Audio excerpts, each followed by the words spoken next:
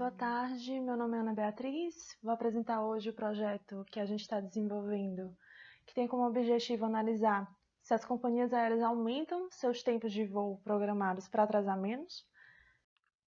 O planejamento da programação de voos de uma companhia aérea é uma das suas principais atividades, por estar diretamente relacionado com a sua gestão dos custos operacionais, com a forma com que a companhia aérea gerencia o uso dos seus recursos e a gestão da pontualidade.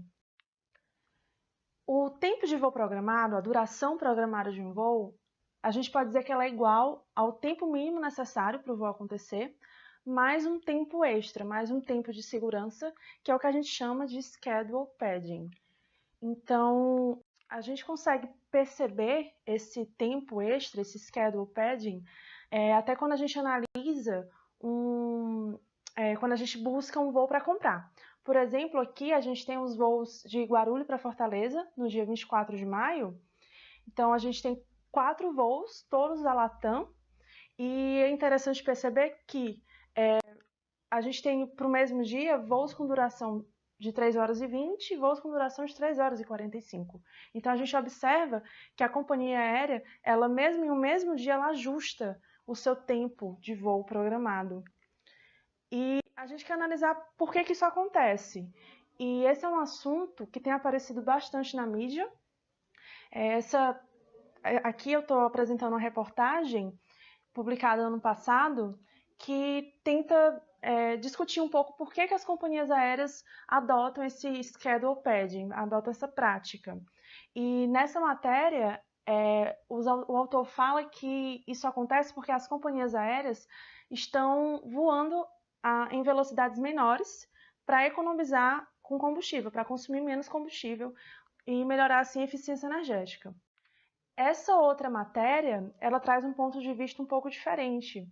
Ela fala que essa adição de tempo extra ao tempo de voo planejado cria uma ilusão de pontualidade e que essa ilusão ela faz com que a companhia aérea não esteja sendo pressionada para se tornar mais eficiente.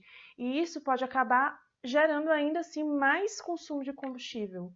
Então, a gente sabe que o schedule padding está associado realmente a um uso menos eficiente de aeronaves e da tripulação.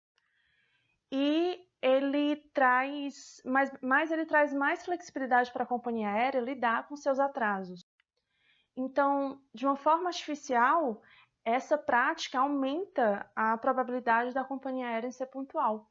Então, a gente se pergunta, será que essa maior pontualidade é uma vantagem competitiva?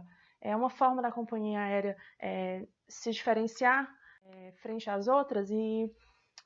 Mas a gente também considera a possibilidade dessa prática acontecer porque as companhias aéreas estão, na verdade, reduzindo a velocidade dos seus voos. E a gente se questiona de que forma o consumo de combustível se comporta.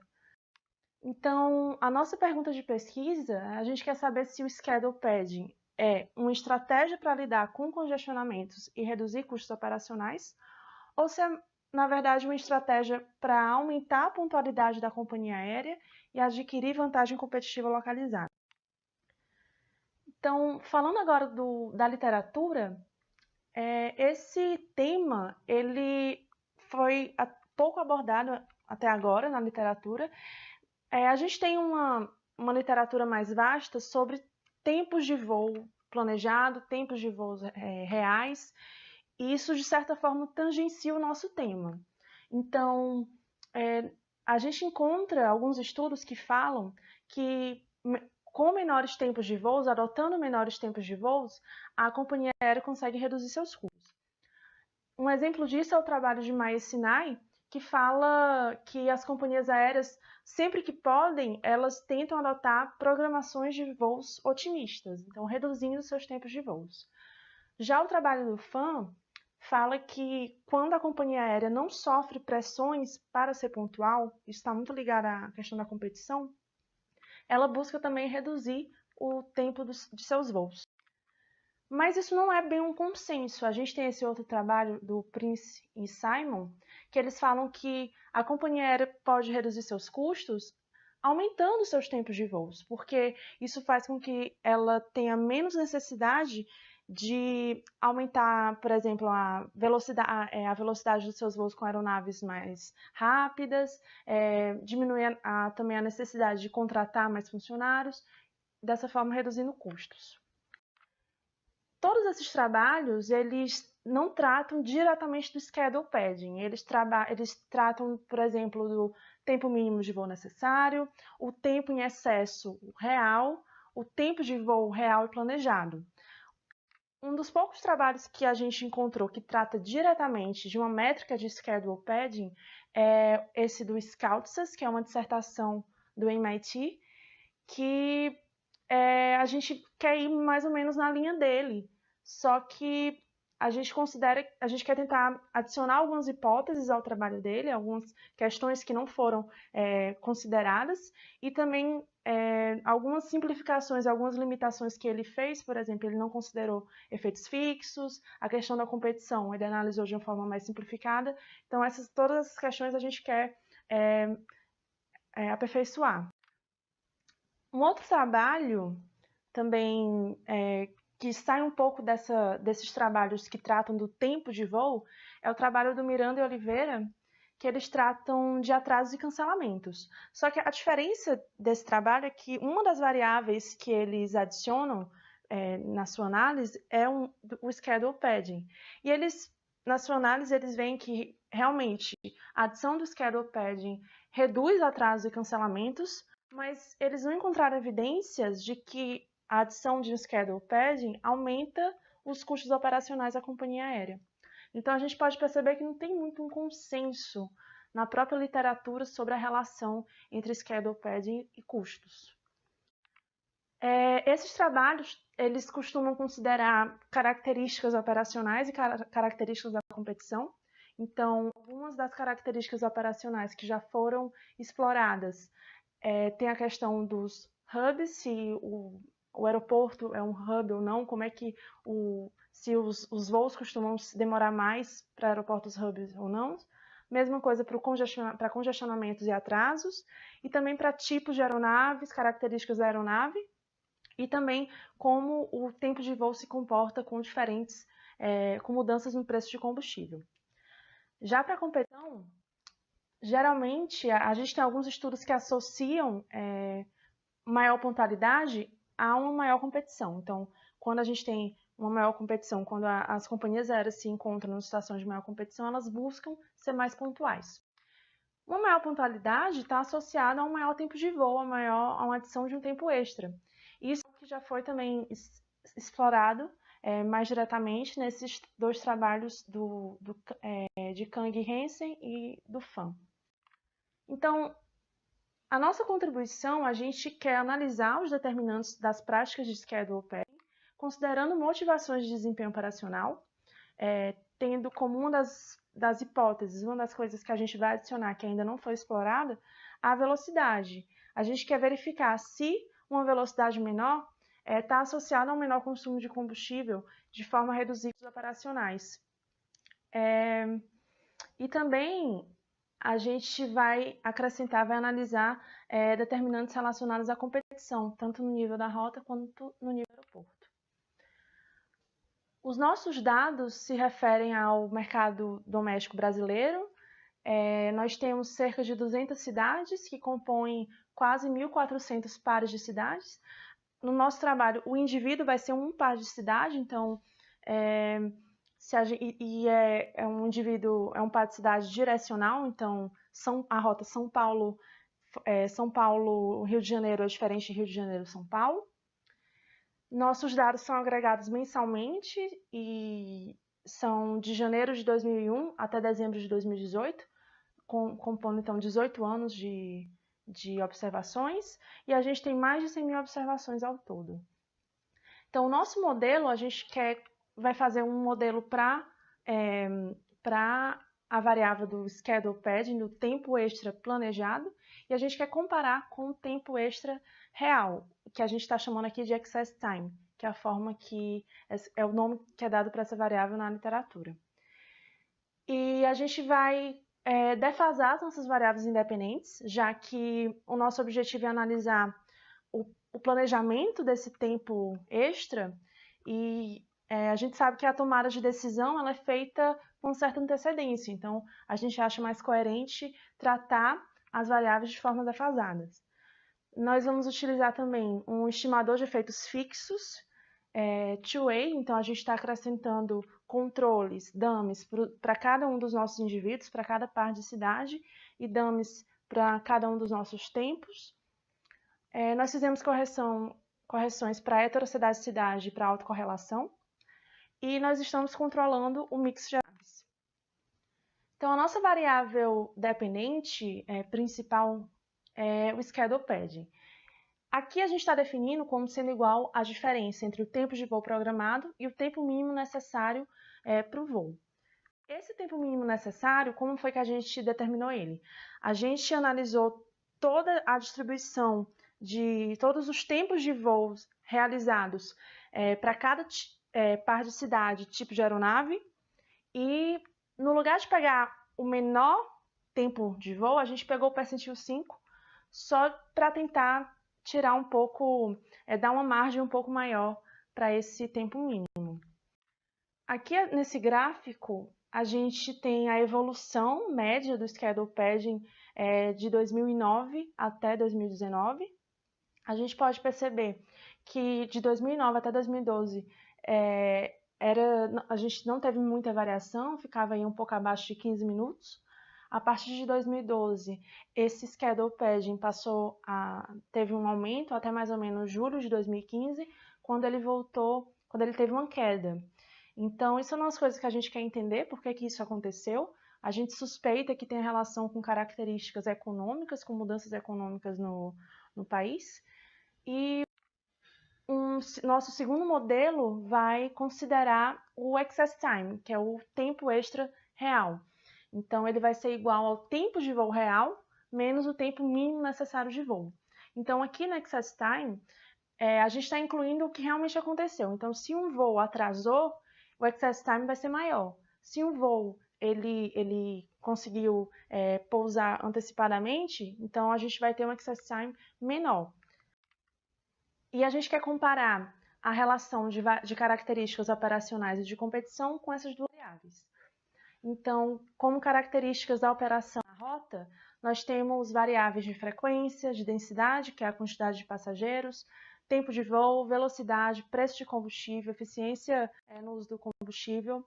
Características operacionais do aeroporto, a gente inclui variáveis de atraso, tanto na origem quanto no destino, e uma variável para verificar a quantidade máxima de atraso, considerando origem e destino. Uma variável de congestionamento, uma variável para percentual de slot e também uma variável para caracterizar os hubs. E já as características de competição, a gente vai analisar a partir de uma métrica chamada HHI, que varia de 0 a 1. Quanto mais próximo de 1, mais concentrado é o mercado. Essa métrica ela é obtida a partir dos market shares das empresas que estão presentes no mercado. Então, a gente vai analisar a competição na rota e a competição no aeroporto. Então, a análise preliminar que a gente faz é uma análise de correlação. As cores mais fortes estão representando correlações mais fortes e quando é verde é uma correlação positiva e vermelho é uma correlação negativa. Aqui eu vou só destacar as principais, as correlações mais fortes. Então, a gente percebe que as nossas duas variáveis dependentes, o schedule padding e o excess time, elas têm uma correlação, de certa forma, forte, maior do que 70%, e a gente quer entender o que é que vai diferenciar uma da outra. É interessante observar que essas duas variáveis, elas não têm correlação forte com nenhuma das nossas variáveis independentes. E agora a gente vai analisar só os maiores índices de correlação entre as variáveis independentes. Então, densidade e frequência, por exemplo, tem uma correlação forte. A mesma coisa, velocidade e tempo de voo. e as nossas métricas de HHI. Então, são variáveis que a gente tem que ter cuidado, principalmente pensando na questão da multicolinaridade, que elas podem indicar a presença de colinaridade. Então, apresentando os resultados da nossa regressão, vou apresentar primeiro os resultados para o nosso modelo de schedule padding. A gente observa que tem dois modelos aqui, o que diferencia eles é que um está tratando do atraso só com uma métrica, que é o MaxDel, que é o tempo, o atraso máximo entre o aeroporto de origem e o aeroporto de destino, e uma segunda versão a gente divide esse atraso em dois, o atraso da origem e o atraso do destino. E uma coisa que já é importante chamar a atenção é que todas as nossas variáveis estão defasadas. A gente escolheu o período de 3 meses por considerar que é um período para o planejamento que faz um certo sentido. A gente achou um período de uma defasagem de um mês muito pequeno, uma defasagem de um ano muito longa, muito longe. A gente acabou optando pela de 3 meses, mas isso é algo que ainda está sendo estudado. Então, falando da densidade, a gente observa que voos com densidades maiores, com mais passageiros, estão associados a um schedule pad maior. Então, está muito associado à questão da satisfação, da busca pela maior satisfação da companhia aérea em aumentar a satisfação dos seus passageiros adicionando schedule padding. A frequência, ela teve um resultado estatisticamente significante, mas negativo. Então, voos com frequência maior estão associados a um schedule padding menor. Isso pode ter muita relação com a questão que voos com frequência maiores, as companhias aéreas buscam otimizar eles mais, torná-los a sua operação mais eficiente, porque provavelmente elas precisam que esses voos sejam colocados, que essas aeronaves sejam colocadas novamente em rotas. Então, por isso, a nossa suspeita para esse resultado negativo. O flight time, o tempo de voo, não foi significante, então parece não ter tanta importância se é um voo com duração maior ou menor para o schedule padding. A velocidade,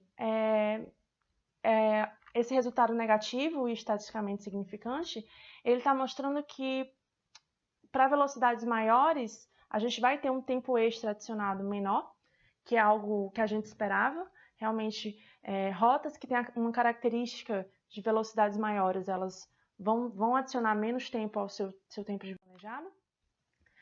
Mas quando a gente vê o consumo, a eficiência do combustível, a gente está tendo um resultado negativo e estatisticamente significativo. Então, aqui, isso está dizendo que eficiências maiores no consumo de combustível estão associadas a um schedule padding menor.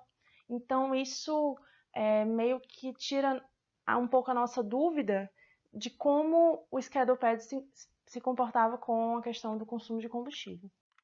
O preço de combustível ele não foi estatisticamente significante, então não é porque o preço aumentou ou diminuiu que a gente vai esperar um schedule pad maior ou menor. Falando agora das variáveis de características operacionais do aeroporto, a gente pode observar que aeroportos que têm congestionamentos maiores, as companhias aéreas buscam incluir menos tempo de schedule padding. Então, a gente acredita que tem um certo trade-off entre o turn time e o schedule padding. Então, em aeroportos mais congestionados, provavelmente as companhias aéreas precisam adicionar, precisam que a operação seja mais eficiente, precisam que a aeronave seja colocada novamente em rota mais rápido, então não podem perder tempo adicionando tempo não necessário ao voo. Mas a variável de atraso, quando a gente olha ela agregada, ela não foi estatisticamente significativa, mas ela foi significativa quando a gente dividiu entre atraso no aeroporto de origem e atraso no aeroporto de destino, mostrando que, pelo menos, esses resultados preliminares estão indicando que importa mais o atraso no aeroporto de destino do que na origem. Uma outra variável que não teve um resultado significativo foi o de Hub, então teve um resultado pouco significativo, em um índice de 10%. Mas o aeroporto, pelo visto, se ele é Hub ou se ele não é Hub, não parece ter tanta influência na questão do schedule pad, no nosso caso, mas se ele é concentrado, se a companhia aérea tem uma operação concentrada naquele aeroporto, aparentemente ela consegue ir mais para o lado do passageiro, adicionar mais tempo ao voo do passageiro, buscando essa questão da satisfação. Comparando agora os resultados com o nosso outro modelo de Excess Time, que é o tempo real, o tempo extra real adicionado, é interessante observar que a gente teve uma mudança grande na questão do atraso.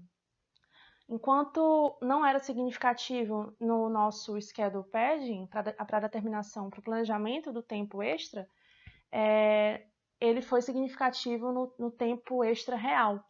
Então, as companhias aéreas buscam botar menos tempo extra em aeroportos que atrasam mais, em aeroportos com mais congestionamento, que atrasam mais, mas na realidade, elas acabam precisando colocar mais tempo. Então, isso mostra um certo descompasso entre os dois. Então, como consideração final, a gente observa que existe um certo trade-off entre a satisfação do passageiro, entre a companhia aérea buscar melhorar a satisfação do passageiro através de um maior schedule padding e a eficiência operacional, e ganho de eficiência operacional através de um menor schedule padding. Então, a gente observou que quando o aeroporto é mais concentrado, a companhia aérea vai buscar aumentar esse schedule padding, provavelmente visando a maior satisfação do passageiro. E quando a gente tem um menor schedule padding, quando a gente tem mais congestionamentos, mais atrasos, mais combustível, e a companhia aérea busca melhorar a sua eficiência no consumo de combustível, pelos nossos resultados, há evidências que a companhia aérea vai tentar reduzir o seu tempo adicionado, mesmo que isso não seja o que ela consiga cumprir. Então, no nosso trabalho, a gente tem que analisar ainda a relação entre o schedule pad e o turn time, que a gente tem indícios que tem uma certa relação entre as duas variáveis. A questão das defasagens é algo que a gente ainda está trabalhando, juntamente com a instrumentação das variáveis endógenas. E uma possível análise que a gente pode fazer é a relação entre schedule padding e preços de passagem, ver como isso influencia. Então, para as referências que foram utilizadas nesse projeto e para acompanhar o andamento do projeto, aqui tem o link do ResearchGate, aí também tem o meu e-mail. E é isso, muito obrigada.